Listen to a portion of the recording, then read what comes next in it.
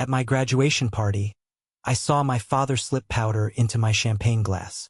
He wanted to ruin me in front of everyone. So I stood up, plastered a warm smile on my face, and walked right over to my golden boy brother. "Looks like your glass is getting warm," I said, handing him mine. He smirked and drank what was meant for me. 10 seconds later, his eyes rolled back, and he hit the marble floor. "Thank you for being here. Please comment the letter Y, so I know you are ready. Sit back and listen to me tell the whole story." The Skyline Terrace ballroom was completely silent for a fraction of a second. It was that kind of heavy, suffocating silence right before a bomb goes off. The crystal flute shattered against the polished marble floor. The sharp crack echoed off the high ceilings, followed instantly by the heavy, lifeless thud of my brother, Elijah, collapsing. I stood exactly 2 feet away from him. I did not gasp. I did not reach out to catch him. I just watched. My mother, Evelyn, let out a scream that sounded more like a wild animal than a high society hostess. She dropped her own glass, the champagne soaking into the hem of her designer gown, and threw herself onto the floor next to him. "Elijah! Elijah! Look at me! Somebody call an ambulance!" she shrieked. Her perfectly manicured hands clawed at his tuxedo jacket. My father, Arthur, froze, the color completely drained from his face. His jaw locked, and his eyes darted from Elijah's convulsing form directly to me. For a split second, the mask slipped. The polished, wealthy CEO facade shattered, revealing the terrified, guilty man underneath. He knew exactly what was in that glass because he was the one who put it there, and he knew that I knew. Guests started yelling. Chairs scraped loudly against the floor as people rushed forward. The string quartet in the corner abruptly stopped playing, their bows hovering awkwardly over their instruments. A waiter rushed past me, nearly knocking me over, shouting into his radio for medical assistance. The panic in the room was absolute chaos. "Back away! Give him some air!" a man shouted from the crowd. I took a slow step backward, letting the swarm of panicked guests and hotel staff swallow my brother and my parents. The flashing lights of the city skyline reflected in the spilled champagne at my feet. The golden liquid mixed with the broken glass, running in thin rivers across the marble. I felt my heart pounding against my ribs, but my breathing was perfectly steady. My mind was completely clear. For 26 years I had been the scapegoat. I had been the punching bag. I had been the shadow standing behind my brother's blinding, stolen spotlight. They thought they could erase me tonight. They thought they could drug me, drag me out the back door like a drunk, and ruin my reputation forever just to clear the path for Elijah's grand evening. They were wrong. My best friend, Wyatt, stepped up beside me. He didn't say a word. He didn't have to. He just gave me a quick, hard nod. His phone was tight in his grip, the screen still glowing from the video he had just finished recording. The evidence was secured. The trap they built for me had just snapped their own legs. I looked at my father again. He was kneeling next to Elijah, trying to loosen my brother's silk tie with trembling fingers. Arthur looked up, his eyes meeting mine through the chaotic crowd. The hatred radiating from him was palpable. But there was something else there, too. Fear. Real, raw fear. He finally realized that the son he had treated like garbage for over 2 decades had just outplayed him in his own game. To understand how a family dinner turned into a crime scene, to understand why a father would try to poison his own son, and why I didn't hesitate for a single second to hand that lethal glass to my own flesh and blood, you have to know what they did to me. You have to know the absolute hell they put me through just 3 hours before that glass shattered. The story doesn't start with the poison. It starts with a smile. It starts with the moment I walked through the double doors of the Skyline Terrace ballroom, expecting a celebration of my college graduation, and realizing that I was walking into an execution. Let me take you back to 6 p.m., the beginning of the end. 3 hours earlier, the ballroom looked like a page out of a luxury magazine. Towering centerpieces of white orchids sat on every table. The smell of expensive roasted tenderloin and rich truffle oil filled the air. Waiters moved silently across the room, carrying silver trays of hors d'oeuvres. This party was supposed to be for me. I had just graduated near the top of my class with a degree in environmental engineering. I paid for every single credit hour myself. I worked nights. I worked weekends. I sacrificed sleep, a social life, and my own health to get that degree. My parents didn't pitch in a single dime, but they were the ones who sent out the gold-foiled invitations. They were the ones who rented this ballroom. They needed an excuse to throw a massive networking event to show off for their wealthy friends and potential business partners. My graduation was just a convenient theme. I stood near the entrance, adjusting my tie. No one greeted me. My parents were busy near the center of the room, laughing and clinking glasses with the local elite. Elijah was standing right beside them, holding court. He had graduated 3 years ago with a business degree he barely scraped by to get, but he was acting like this entire night was dedicated to him. I walked over to the seating chart displayed on a massive easel. I traced my finger down the alphabetical list of guests. I found Elijah's name instantly. Table 1. Center of the room, right in front of the stage. I kept scrolling. Down, down, down. Table 34. I walked through the maze of tables to find my seat. Table 34 was shoved into the absolute darkest corner of the ballroom. It was positioned directly next to the swinging metal doors of the kitchen. Every time a waiter pushed through, a blast of hot air and the deafening clatter of dirty dishes hit the table. My seat was facing away from the stage. I was literally staring at a blank wall. I sat down. The heat from the kitchen made the back of my neck sweat. This wasn't a mistake. My mother micromanaged every single detail of every event she ever hosted. Putting me here was a calculated insult. It was her way of keeping me out of sight, out of mind, and out of the photographs. Suddenly, the lights dimmed. A spotlight hit the main stage. The event coordinator grabbed the microphone. "Ladies and gentlemen, welcome to this wonderful evening." The MC's voice boomed over the speakers. "We are here to celebrate success, hard work, and the incredible legacy of the Kelm family." The crowd politely clapped. "Let's give a warm welcome to our hosts, Arthur and Evelyn Kelm, and their remarkable eldest son, Elijah, who recently spearheaded the new downtown commercial development project." The applause grew louder. The spotlight swung to table 1, illuminating my parents and Elijah. They stood up, waving to the crowd. Elijah had that smug, effortless smile plastered on his face. The MC kept talking. He talked about my father's company. He talked about my mother's charity work. He talked about Elijah's future in the industry. He never said my name. Not once. The party was literally for my graduation, and the host didn't even mention the graduate. I sat at table 34, listening to the kitchen doors swing open and shut, completely invisible. 15 minutes later, the photographer started rounding up the family for official portraits near the flower wall. I walked over, forcing my posture to remain straight. I wasn't going to let them see me break. "Mason, get in the back," my father barked, not even looking at me as he adjusted his cuffs. "You're blocking Elijah." I stepped behind them. The photographer raised his camera. "All right, everyone," big smiles. As the flash went off, my mother leaned slightly backward. She didn't turn her head, but her voice sliced through the air, perfectly pitched so only I could hear it. "Smile, leech," she hissed through her perfectly white teeth. The word hit me like a physical punch. Leech. That was her favorite word for me behind closed doors. Because I lived under their roof while paying my way through school. She acted as if my mere existence was draining their bank accounts. I clenched my jaw. A vein throbbed in my temple. I looked at the back of her head, feeling a cold wave of anger wash over me. I wanted to scream. I wanted to flip the table. But I didn't. I held my ground. As the photographer checked his screen, I noticed my father pulling out his phone. His hands were shaking slightly. He stared at a text message, wiped a bead of sweat from his forehead, and aggressively shoved the phone back into his pocket. My mother, noticing his panic, reached into her clutch to pay the florist who had just walked up with an invoice. She handed over a sleek black credit card. The florist ran it through a portable machine. It beeped. Declined.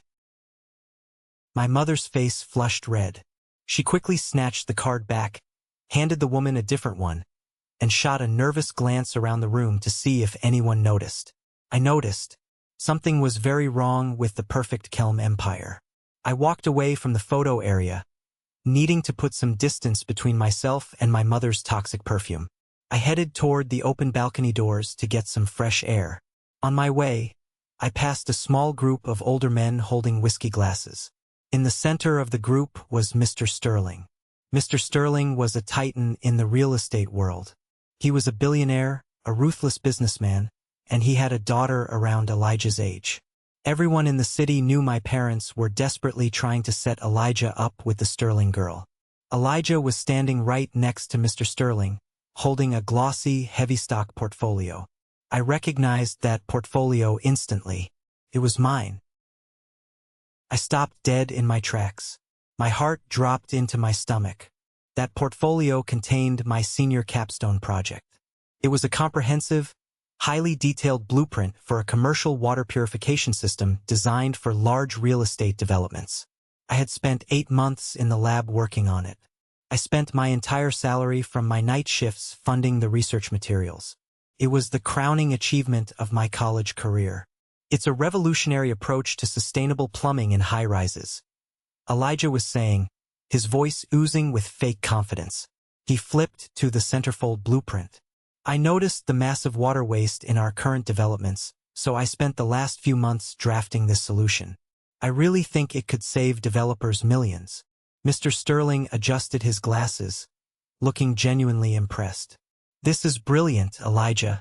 I had no idea you possessed this level of engineering expertise. Your father must be incredibly proud.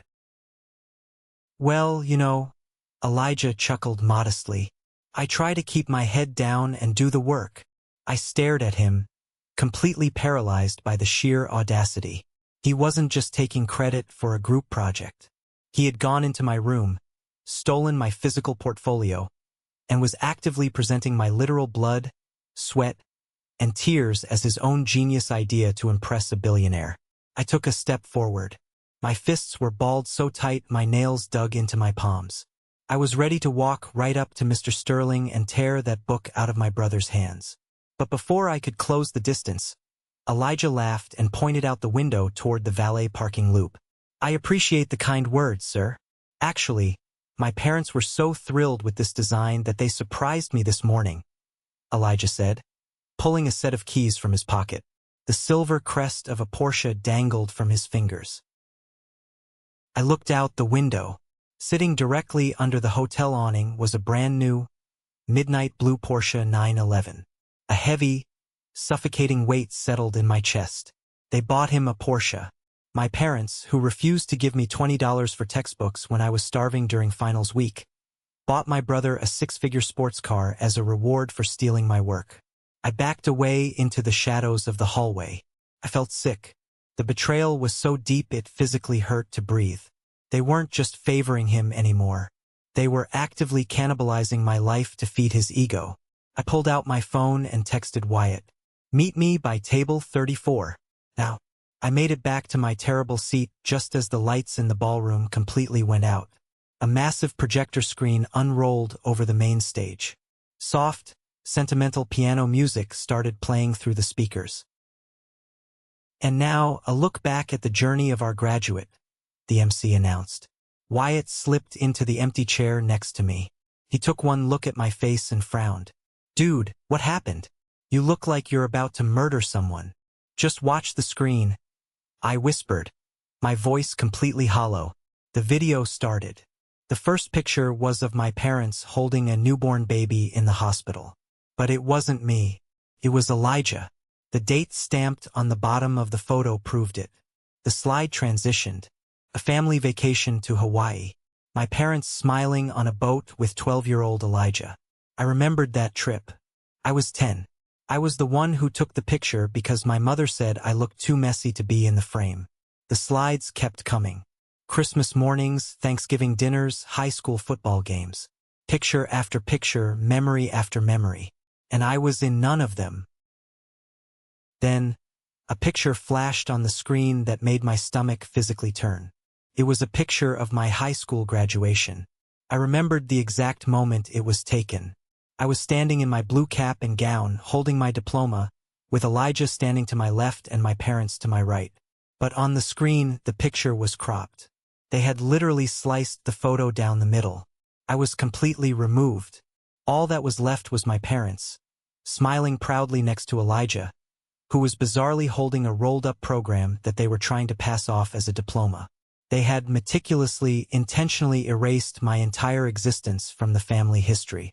They were showing hundreds of people a fabricated reality where Arthur and Evelyn Kelm only had one perfect, successful son. "Are you kidding me?" Wyatt muttered, disgusted. "They photoshopped you out of your own high school graduation?" Before I could answer, a loud, obnoxious laugh erupted from the table next to ours. It was Dylan. Dylan was a guy I went to college with. I spent dozens of hours tutoring him in calculus just so he wouldn't fail out his sophomore year. Now, he was sitting with my mother's friends, holding a glass of scotch and trying to network his way up the corporate ladder. "I'm telling you, it's a miracle Mason even graduated," Dylan said loudly, his voice carrying perfectly over the soft piano music. He was staring right at my mother, desperate for her approval. "Remember sophomore year? He literally failed his midterms. The guy is a total slacker." My mother smiled, taking a delicate sip of her wine. "We know, Dylan. We've tried our best with him, but some people just refuse to apply themselves. We practically had to drag him across the finish line." The rage inside me shifted. It stopped being hot and frantic, turned ice cold. I stood up. My chair scraped loudly against the floor. Several heads turned toward me, including Dylan and my mother. I walked right up to their table. I didn't yell. I didn't lose my temper. I kept my voice incredibly calm, clear, and perfectly leveled. "Dylan," I said, "sophomore year, I missed my midterms because I was accepted into an exclusive academic exchange program in Germany, fully funded by the university. A program you applied for and were rejected from. And mother, my GPA upon graduation is 3.98, the highest in the engineering department." Dylan's face turned bright red. He stammered, looking down at his drink. My mother's fake smile completely vanished. Her eyes hardened into tiny, venomous slits. She hated being corrected, especially in public, and especially by me. "There's no need to cause a scene, Mason," she said coldly. "I'm not causing a scene," I replied, staring a hole straight through her. "I'm just fixing the narrative." I turned around and walked back to my table. Across the room, I caught sight of Aunt Sarah. She was my father's older sister, the only person in this family who ever treated me like a human being. She was standing near a pillar watching the entire exchange. She didn't smile, but she gave me a slow, deliberate nod of approval. The video ended. The lights came back on. The room felt heavy. The tension was finally starting to break the surface, and Arthur was about to make it so much worse.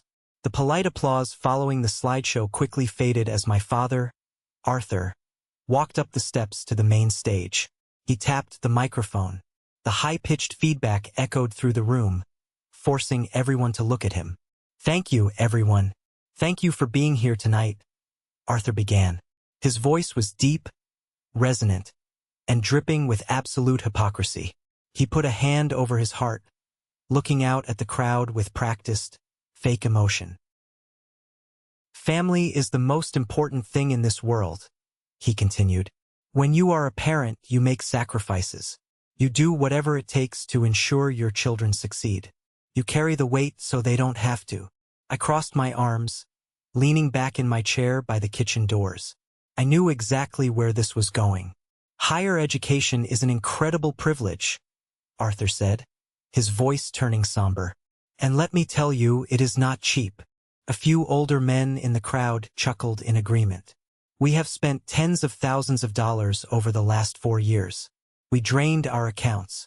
We made hard choices to build a college fund to ensure that Mason could stand here today with a degree. It was a heavy burden, but we carried it gladly." The crowd erupted into applause. People were literally clapping for his financial sacrifice. A wealthy business partner of my father's, a man named Henderson, was walking past my table on his way to the bar. He stopped, looking down at me with a patronizing smirk. "You better appreciate what your old man did for you, kid," Henderson sneered. "Not many fathers would drop 50 grand on a college fund for a kid who clearly doesn't appreciate it. You owe him your life." The ice-cold rage inside me solidified into steel. I looked up at Henderson, my face entirely blank. "I appreciate nothing," I said, my voice loud enough for the tables around us to hear. Henderson stopped smiling. "Excuse me?" I stood up. I said I appreciate nothing, because my father didn't pay a single cent for my education. The murmur of conversation around us instantly died. People at the neighboring tables turned in their seats to stare at me. "I earned a full-ride academic scholarship my freshman year," I continued, listing the facts clearly. "I received the state STEM grant my sophomore and junior years. And for the expenses the grants didn't cover, I worked the night shift at a loading dock from 10 p.m. to 4 a.m., 5 days a week. My father hasn't contributed a dollar to my life since I turned 18. So don't tell me what I owe him." Henderson blinked, completely taken aback. He looked from me to Arthur on the stage, confusion written all over his face. The people sitting nearby began whispering to each other. The perfect illusion Arthur was trying to cast over the room had just cracked right down the middle. Arthur saw the commotion. He saw me standing. His face turned an ugly shade of purple, but he forced a tight, rigid smile and quickly wrapped up his speech.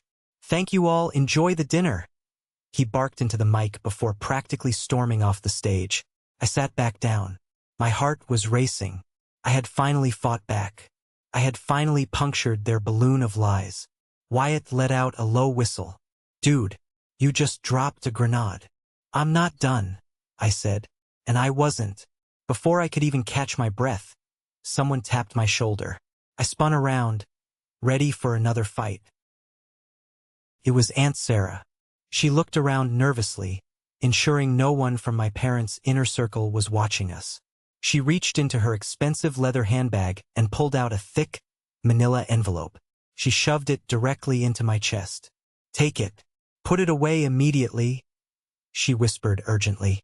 "What is this?" I asked, sliding the envelope under the tablecloth onto my lap. "Your father's real legacy," Aunt Sarah said bitterly. "I heard what you said to Henderson. You were right to speak up, Mason.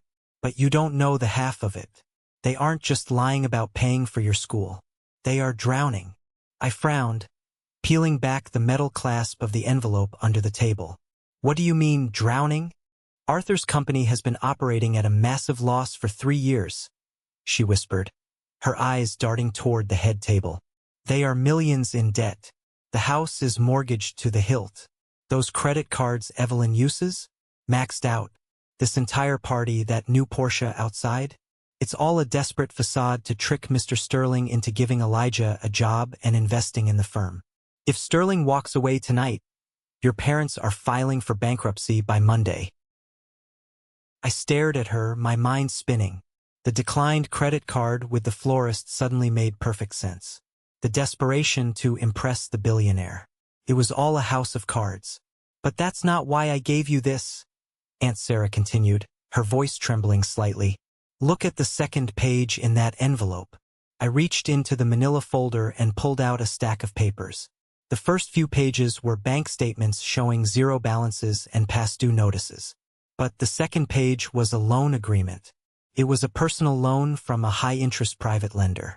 The amount was $120,000. Exactly enough to buy a brand new Porsche 911. I looked at the signature line at the bottom of the contract. My blood ran absolutely cold. It wasn't Arthur's signature. It wasn't Elijah's signature. It was mine. He forged my name? I choked out, the words tasting like ash in my mouth. He took out a massive loan under my name to buy Elijah a car? "He used your social security number," Aunt Sarah confirmed, looking at me with deep, profound pity. Because his credit is completely destroyed. When this all comes crashing down, Mason, the bank isn't coming for Arthur. They are coming for you. You need a lawyer. Tonight. I stared at my forged signature. The betrayal was so absolute, so evil, that it transcended anger. My own father had chained me to a mountain of debt, ruining my financial future before my career even started, just to buy a shiny toy for his favorite son.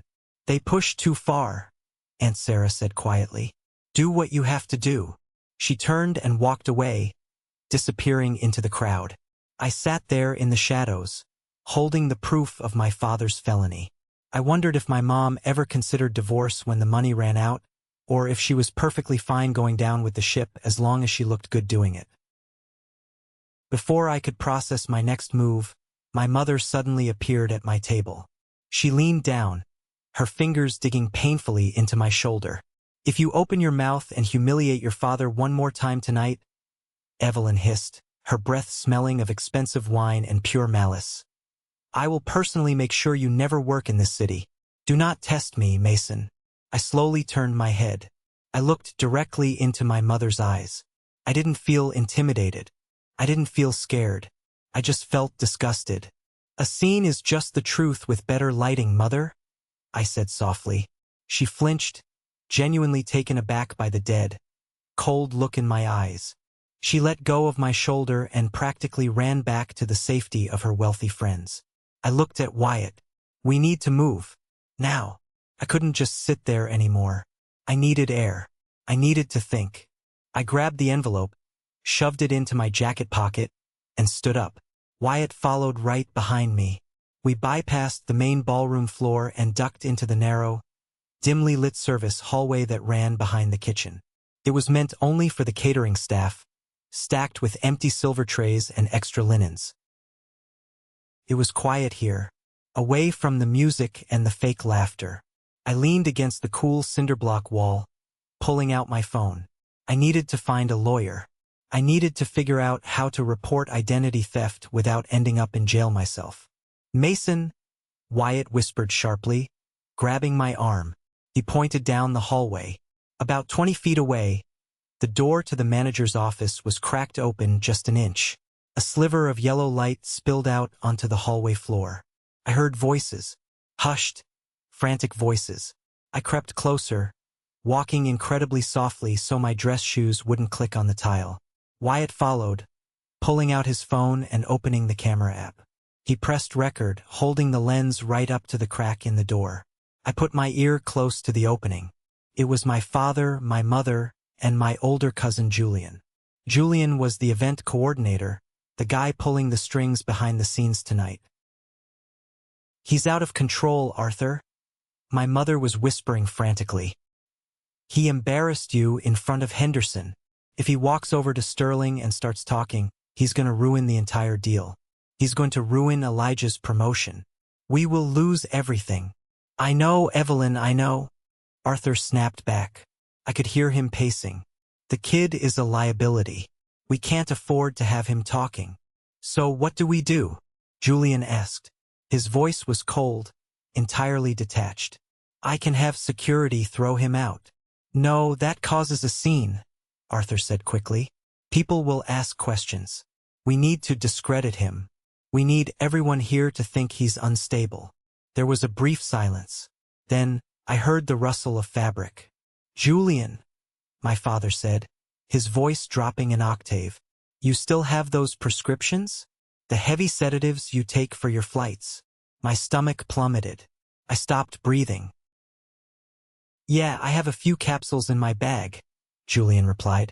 Give me 2, Arthur ordered. Break them open. Put the powder in this napkin.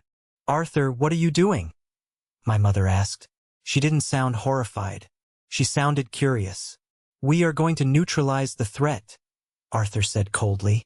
When the servers pour the champagne for the final toast, I'll slip it into his glass. It's strong enough to knock out a horse. In 10 minutes, he'll start slurring his words. He'll stumble. He'll look completely wasted, maybe even high. When he inevitably passes out or causes a disturbance, we will play the tragic, heartbroken parents. We'll tell everyone he has a terrible substance abuse problem. Security will carry him out the back door, and no one will believe a single word he says about the money or the project ever again. It's risky, Julian noted. It's necessary, Evelyn said. My own mother. Do it. Get the powder. I'll make sure the servers distract the table. I backed away from the door. I felt like the floor had just dropped out from under me. They weren't just terrible parents. They were monsters. They were actively conspiring to drug me, poison my body, and destroy my reputation, all to protect their pathetic lies. Wyatt lowered his phone. His face was pale, his eyes wide with shock. He looked at me, completely speechless. I didn't panic. The coldness inside me crystallized into something sharp and dangerous. I looked at Wyatt's phone. Did you get all of that? I whispered. Wyatt nodded, swallowing hard. Crystal clear audio.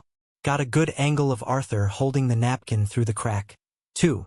Send it to me. Right now, I demanded. He tapped his screen, and a second later, my phone buzzed in my pocket. The file transferred. I had the murder weapon. I had the motive. I had the confession. What do we do? Wyatt asked, his voice shaking. Do we call the cops? Mason, they are trying to drug you. Calling the cops right now just stops the party, I said, my voice eerily calm. If I call the cops, Arthur will hire an expensive lawyer and claim it was a misunderstanding. They will spin it. I need to catch him in the act. I need everyone in that ballroom to see exactly who they are. I looked down the hall toward the glowing exit sign that led to the AV control room. We are going to let them play their game, I said, looking back at Wyatt. But I'm changing the ending. I walked briskly down the service corridor, bypassing the kitchen entirely. At the far end of the hall, elevated above the main ballroom floor behind a wall of tinted glass, was the AV control booth. I pushed the heavy door open. It was dark inside, illuminated only by the glow of massive soundboards and computer monitors. Sitting in a rolling chair wearing a headset was Luke. Luke was a freelance tech guy. I had seen him working various corporate events around the city. I also knew that during the setup for this party yesterday, Arthur had screamed at Luke in front of the entire catering staff because the microphone feed had a slight echo. Arthur had called him incompetent and threatened to ruin his business. Luke spun around as I walked in, yanking his headset down to his neck. Hey man, you can't be in here. Guests aren't allowed in the booth. I locked the door behind me. Luke, I need 2 minutes of your time. And I need a massive favor. He frowned, looking at my tuxedo. You're the youngest kid, right? The one they didn't mention. Yeah. Mason, I said, stepping closer to the main control deck. I pulled out my phone and held it up. I need you to connect my phone directly to the main projector feed, bypassing your laptop. Luke shook his head immediately, holding up his hands. No way, man. Your dad is already looking for a reason to fire me and withhold my pay. I am not hijacking the screen for whatever prank you're trying to pull. It's not a prank, Luke, I said quietly. I unlocked my phone, opened the video Wyatt had just sent me, and hit play. I turned the screen toward him. I let him listen to the audio of my father and mother planning to drug me. I let him hear the cold, calculating tone of Arthur Kelm preparing to poison his own son to save a business deal. Luke stared at the screen. The color drained from his face. His mouth fell open slightly as the video ended. Holy! Luke breathed out, looking up at me with wide eyes. They are going to drug you. They are going to try. I corrected him. I pulled the manila envelope out of my jacket and tossed it onto the console next to his keyboard. That's a forged loan document. My father stole my identity to buy that Porsche sitting out front. They are broke, Luke. Arthur is millions in debt. He's never going to pay your invoice for tonight. He doesn't have the money. Luke stared at the envelope, then back at my phone. The hesitation in his eyes vanished, replaced by a hardened resentment. He remembered the way Arthur had humiliated him yesterday. He realized he was working for a criminal who was going to stiff him on the bill anyway. What do you need me to do? Luke asked, his voice steady. I'm going back to my table, I said. handing him an auxiliary cable adapter. Plug my phone into the main feed. Keep the screen dark. When you see Elijah drop, you hit mirror screen and blast the volume to the absolute maximum. You make sure every single person in that room hears what they said. Luke took the phone and plugged it into the massive switchboard. When he drops, just watch table 1, I said, turning toward the door. You'll know exactly when to hit play. I walked back onto the ballroom floor. The energy in the room was shifting. The dinner plates had been cleared. The servers were moving efficiently between the tables, carrying silver trays loaded with crystal champagne flutes for the final toast. The grand finale. I walked back to table 34 and sat down. Wyatt was already there, his foot tapping nervously against the floor leg. I gave him a microscopic nod. Everything was in place. I forced my posture to relax. I slouched slightly in my chair, looking down at my hands, playing the role of the defeated, depressed son. I let the shadows of the kitchen doorway hide my face. A waiter stopped at our table. He placed a beautiful, tall glass of golden champagne directly in front of me. The bubbles drifted lazily to the top. It looked perfect. I didn't touch it. I kept my hands in my lap. Out of the corner of my eye, I saw movement. Arthur was walking toward my table. He was doing a brilliant job of looking casual. He stopped at the table next to mine, shaking hands with a guest, laughing at a joke. But his eyes were locked on my table. My mother, Evelyn, was standing near the center of the room, talking to Mr. Sterling. But she wasn't looking at him. She was watching Arthur. Arthur stepped away from the guest and walked over to my table. He stood directly to my right, leaning over me to pretend to adjust the placement of the silver fork next to my plate. "Make sure you drink up during the toast, Mason," Arthur said, his voice dripping with fake, fatherly affection. "It's a celebration." As he spoke, I watched his right hand. I didn't turn my head, but my peripheral vision caught the movement perfectly. He had a small white napkin palmed in his hand. As he leaned over, his fingers flicked open. A tiny, almost invisible shower of white powder fell directly from the napkin into my champagne glass. It hit the liquid with a tiny fizz, instantly dissolving into the golden alcohol. It was flawless, a sleight of hand worthy of a magician. If I hadn't been expecting it, I never would have noticed. Arthur patted my shoulder firmly, a gesture that made my skin crawl, and walked away. He headed straight back to table 1, taking his place next to his golden boy, Elijah. I looked at the glass in front of me. The bubbles looked exactly the same.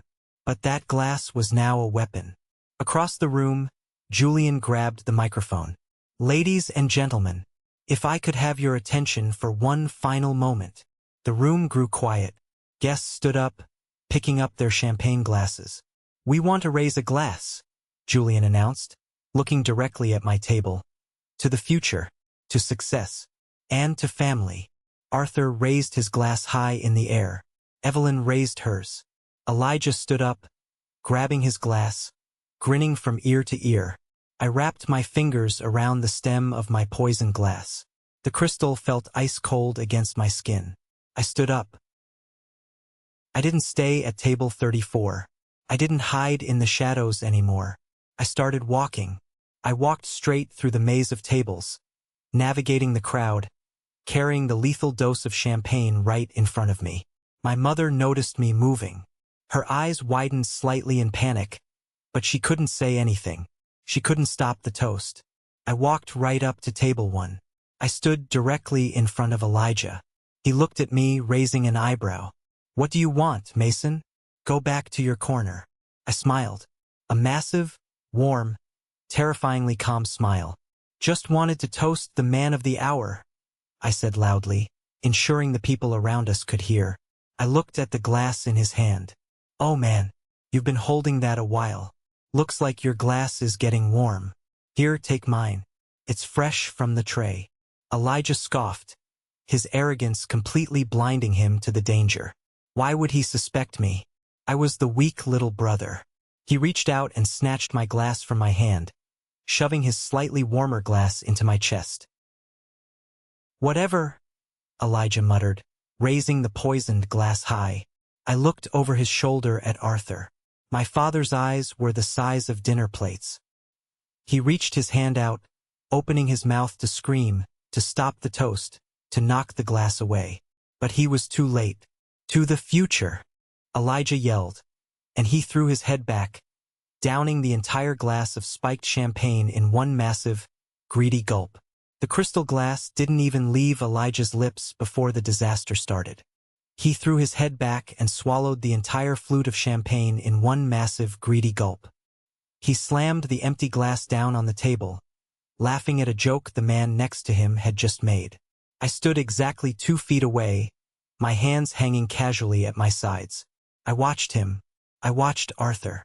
My father's hand was frozen in midair. He had reached out, a split second too late, to grab the glass from his golden boy. Arthur's face went completely white. All the color drained from his cheeks. He looked like he had just seen a ghost. He knew exactly what was in that drink.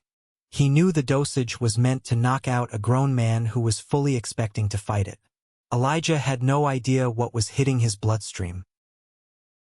To the future, Elijah said again, wiping his mouth with a crisp white napkin. Then he blinked. Hard. He shook his head like a dog trying to get water out of its ears. He reached out to grab his fork, but his hand missed the silver handle entirely. His fingers clumsily swiped against the edge of his china plate. The heavy plate spun, knocking over a water goblet. Ice and water spilled all over the expensive linen tablecloth. "Whoa, Elijah! Take it easy," Mr. Sterling chuckled from across the table, thinking my brother had just had a bit too much to drink before the speech. But it wasn't alcohol. It was a heavy, industrial-grade sedative. Elijah tried to stand up. He pushed his hands flat against the table, his chair scraping loudly against the marble floor. His knees buckled instantly. He didn't just stumble. He dropped like a stone. His chin slammed into the edge of the table on his way down. Silverware clattered everywhere. A woman sitting next to him screamed as his dead weight crashed onto the floor, pulling half the tablecloth down with him. The string quartet stopped playing. The low hum of polite conversation vanished. "Elijah!" my mother shrieked. It was a horrible, high-pitched sound. She dropped her wine glass and practically threw herself onto the floor. "Somebody help him! Somebody call an ambulance!" Guests surged to their feet. Chairs were knocked over. Complete chaos erupted. A waiter sprinted past me, shouting into a radio on his shoulder. Men in expensive suits crowded around table 1 trying to get a look. Arthur fell to his knees next to his son. He grabbed Elijah's face, smacking his cheek gently. Elijah's eyes were rolling back into his head. Thick, white foam started to gather at the corners of his mouth. His breathing was shallow and ragged. "What happened? Did he choke?" Mr. Sterling demanded, stepping back from the table in shock. Arthur looked up. His eyes met mine through the panicked crowd. He was sweating profusely. His chest heaved. He looked at me, and in that one fraction of a second, the truth hung perfectly still in the air between us. He knew I had swapped the glasses. He knew his plan had backfired. He had just poisoned his own favorite child. I didn't smile. I didn't gloat. I just stared back at him with absolutely zero emotion. I wanted him to feel the exact weight of what he had done. "He needs air. Give him some space," a guest yelled, pushing people back. My mother was sobbing hysterically, clutching Elijah's limp hand. "He was fine a second ago. What is wrong with him? Arthur, do something." Arthur stood up. His hands were shaking violently. He looked around the room, trying to regain control, trying to put the mask back on. "It's a medical emergency. Please, everyone remain calm. The paramedics are on their way." He was trying to manage the optics. Even with his son foaming at the mouth on the floor, Arthur Kelm was trying to manage the public relations of the situation. It made my stomach turn. But he wasn't going to control the narrative tonight. Not anymore. I looked up toward the back of the ballroom, directly at the tinted glass of the AV booth. I gave a single, sharp nod. Luke was waiting. He didn't hesitate. Suddenly, the massive projector screen hanging over the main stage flickered to life. The bright white light temporarily blinded the guests standing near the front. The room's massive, state-of-the-art sound system crackled. And then, a voice boomed out of the speakers. It wasn't the MC. It wasn't the soft piano music. It was a recording. The audio was incredibly crisp, amplified so loudly that it vibrated in the floorboards. "He's out of control, Arthur. He embarrassed you in front of Henderson." It was my mother's voice. The entire ballroom froze. The panic shouting died instantly. Hundreds of guests stopped moving, their eyes glued to the giant screen. The video was a dark, shaky shot taken through a cracked door, but the voices were unmistakable. "I know, Evelyn, I know." Arthur's voice fired back through the speakers, echoing off the high ceilings. "The kid is a liability. We can't afford to have him talking." My mother, still kneeling on the floor next to Elijah, stopped sobbing. Her head snapped up. She stared at the screen in pure, unadulterated horror. Arthur stumbled backward, bumping into a chair. "Turn that off," he screamed. "Turn the system off right now." But Luke had locked the booth. The audio kept playing, loud and ruthless. "So what do we do?" Julian's voice asked on the tape. "Julian, you still have those prescriptions? The heavy sedatives you take for your flights?" Arthur's recorded voice asked. Gasps rippled through the crowd. Women covered their mouths. The wealthy elite of the city, the people Arthur had spent his entire life trying to impress, were now standing in a circle, listening to a premeditated crime. "Give me 2, Arthur's voice commanded. "Break them open. Put the powder in this napkin. We are going to neutralize the threat. When the servers pour the champagne for the final toast, I'll slip it into his glass. It's strong enough to knock out a horse." Mr. Sterling, the billionaire my parents were so desperate to impress, looked down at the empty champagne flute on the table. He looked at Elijah convulsing on the floor. Then he looked at Arthur. The realization hit him like a freight train. "My God," Mr. Sterling whispered, taking a massive step away from my father. "You drugged him. You tried to drug your youngest son, and you gave the glass to Elijah." No, it's a fake. It's edited," Arthur shouted, his voice cracking in panic. He was looking around wildly, pointing at the speakers. "Mason did this. He's trying to ruin us." The audio on the screen reached its devastating conclusion. "It's risky," Julian noted on the tape. "It's necessary," Evelyn's voice replied coldly. "Do it. Get the powder. I'll make sure the servers distract the table." The video cut to black. The ballroom was dead silent. The only sound was the heavy, labored breathing of Elijah on the floor. No one moved to help Arthur. No one rushed to comfort Evelyn. The crowd physically backed away from them. The people they had hosted, the people they had bought expensive dinners for, looked at them like they were covered in a contagious disease. This wasn't just a scandal. This was the absolute funeral of the Kelm family's social standing. It was over. Aunt Sarah stepped out from the crowd. She didn't look scared. She looked furious. She walked right into the center of the clearing, holding the thick manila envelope high in the air.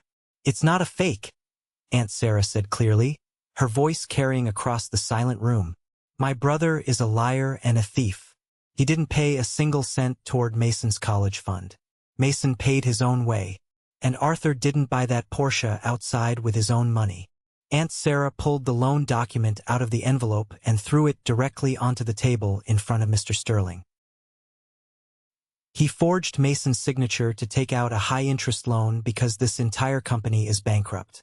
They are millions in debt. They threw this party to trick you into giving Elijah a promotion and a contract to save their own skin." Mr. Sterling looked at the forged document. His face hardened into a mask of pure disgust. He didn't say a word to Arthur. He just turned to his daughter, grabbed her arm gently, and said, "We are leaving. Now."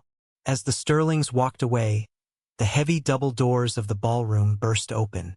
4 uniformed police officers and 3 paramedics rushed into the room, pushing heavy medical equipment. The hotel manager was right behind them, pointing toward table 1. "Move! Give us room!"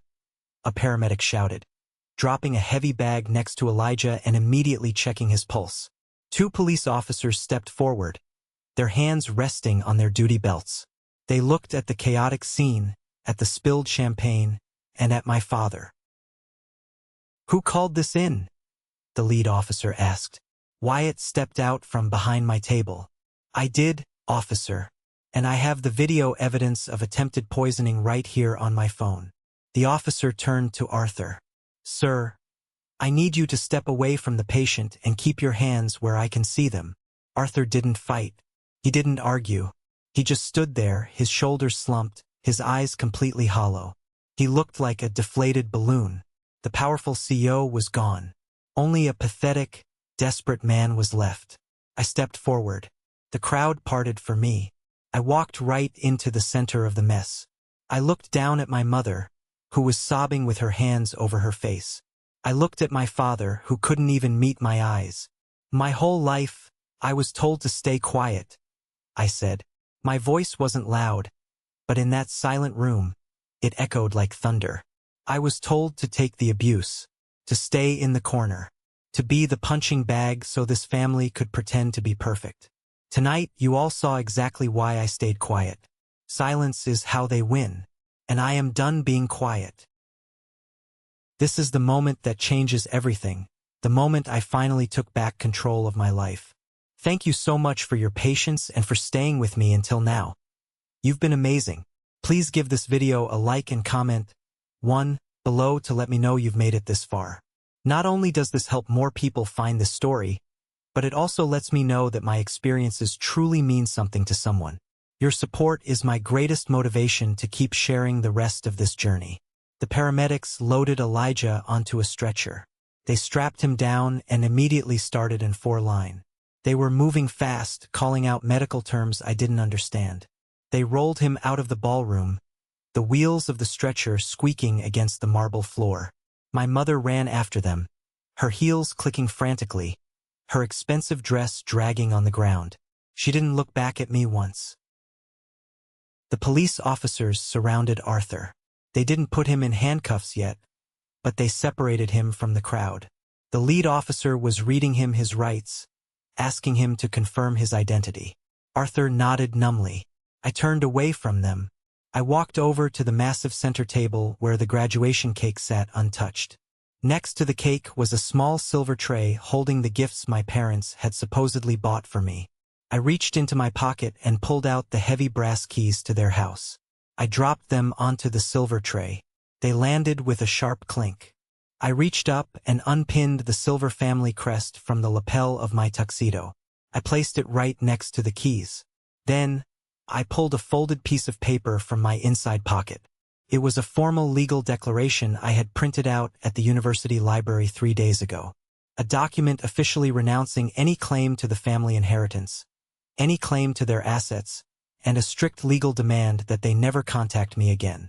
I dropped it on top of the keys. "These belong to you," I said to the empty air around the table.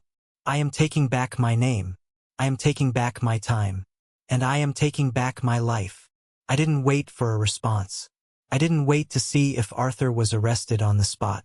I turned my back on the ballroom, on the wealthy guests whispering behind their hands, on the ruined cake and the spilled champagne.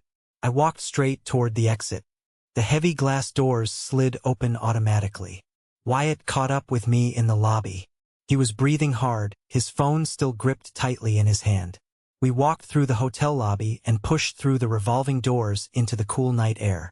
The city was quiet. The cold wind hit my face, and for the first time in 26 years, I took a deep, full breath. The heavy, suffocating weight I had carried on my chest my entire life was completely gone. I wasn't just a survivor anymore. I was free. I looked at Wyatt. He let out a long, shaky exhale. Man, that was intense. "It's over," I said, looking up at the city skyline. "It's finally over." But the truth is, the fallout was just beginning.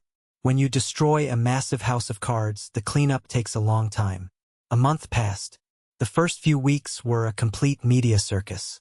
The video from the AV booth leaked to a local news station within 24 hours.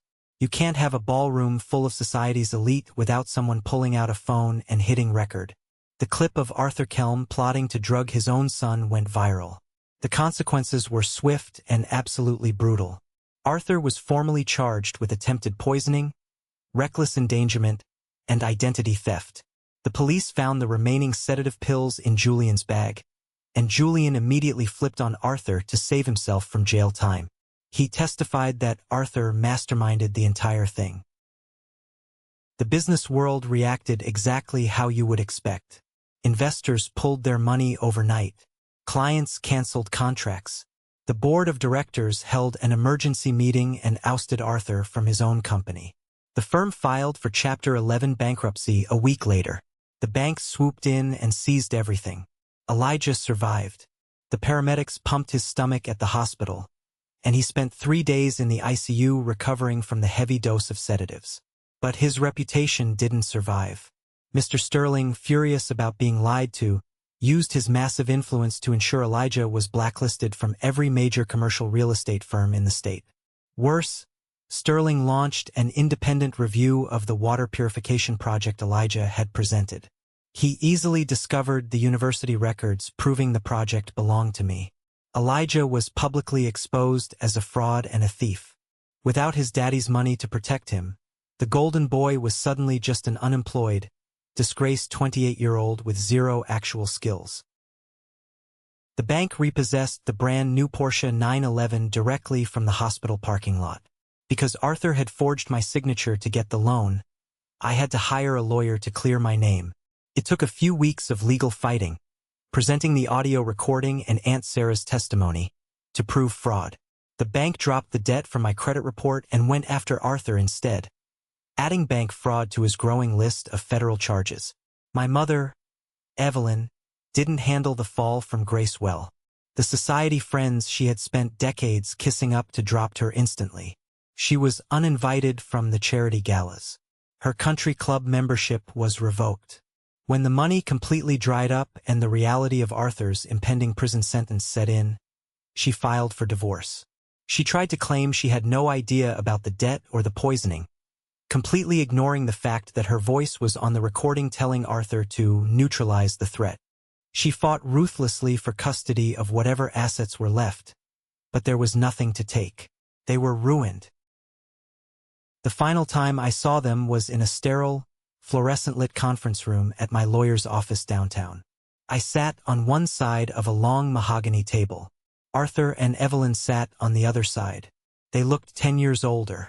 Arthur was wearing a cheap, off-the-rack suit that didn't fit him right. His hair was thinning, and he had dark circles under his hollow eyes. Evelyn was pale, picking nervously at her fingernails. They sat far apart from each other, refusing to make eye contact. My lawyer slid a thick stack of papers across the table. "These are the cease and desist orders," my lawyer said professionally, "and a non-disclosure agreement. By signing this, you agree to never contact Mason again. You agree to never use his name, his likeness, or his academic achievements in any public setting, press interview, or legal defense. If you violate this agreement, we will sue you for everything you have left." Arthur stared at the paper. His hand hovered over the pen. He looked up at me. His eyes were desperate. He looked like a man drowning, begging for a life raft. "Mason," Arthur started, his voice cracking. "Please, the legal fees. I'm looking at 5 years in minimum security. Your mother is taking the house. I have nothing. You just got that new job. I know your starting salary is significant. If you could just lend me." I held up my hand, stopping him mid-sentence. I looked at the man who had verbally abused me, ignored me, and literally tried to poison my body. I didn't feel angry anymore. I just felt an overwhelming sense of pity.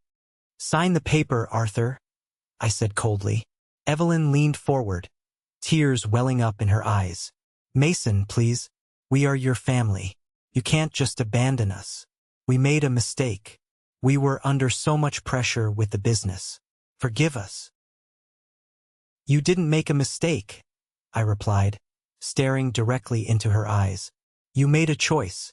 You made a choice to protect your fake image over your own son. You made a choice to call me a leech while you stole my identity. You don't get to play the victim now that the bill has come due. I tapped the paper. Sign it, or we walk out. And my lawyer files the civil suit for emotional damages tomorrow morning. Arthur's jaw tightened. He picked up the pen and signed his name. Evelyn, sobbing quietly into a tissue, signed right beneath him. My lawyer took the papers, stamped them, and placed them in a folder. I stood up, buttoned my suit jacket, and walked out of the conference room without saying another word. I didn't look back. That door closed behind me, and I locked it forever. Fast forward to today. It's been a long journey, but I am finally standing on solid ground. I accepted a position as the lead environmental engineer at a top-tier firm in the city. My starting salary was more than enough to rent a nice apartment overlooking the water. I don't have to work night shifts at the loading dock anymore. I don't have to hide in the shadows. Yesterday, I stood on the muddy banks of a massive river cleanup project. The sun was shining. The wind was blowing off the water. I was wearing a hard hat and holding the blueprints to my water purification system, the exact system Elijah tried to steal. It was finally being built. By me. Aunt Sarah comes over for dinner every Sunday. Wyatt and I are planning a road trip next month. I built a family out of the people who actually respect me, who actually care about me. My grandmother used to have a saying. She used to tell me, "Don't set yourself on fire to keep someone else warm." For 26 years, I let my parents burn me alive just to keep their fake, perfect image glowing. I thought taking the abuse meant I was strong. I thought loyalty meant enduring the pain. But true strength isn't about taking the hits. True strength is knowing when to walk away from the people throwing the punches. Justice isn't always a dramatic courtroom battle. Sometimes, justice is just the quiet sound of a door closing behind you, and the peace of mind knowing you never have to open it again. Thank you for sticking around and listening to my story. It wasn't easy to share, but getting it out there feels like a massive weight off my shoulders. I hope this resonated with you in some way. We all have toxic situations we hold onto for way too long. Have you ever found yourself in a similar situation, having to walk away from people you thought you were supposed to trust? Let me know down in the comments. I read as many as I can. Also, if you made it all the way to the very end of this video, you belong to a special group. You are part of the 1% Club. Drop a comment with the letter W for winner down below. It's our secret code so I can see exactly who the real winners are, the amazing people who stayed with me until the very last second. If you want to hear more stories like this, please hit that like button and click follow. We are building an incredible community here, and I would love to have you along for the ride. Take care of yourselves, know your worth, and I will see you in the next video.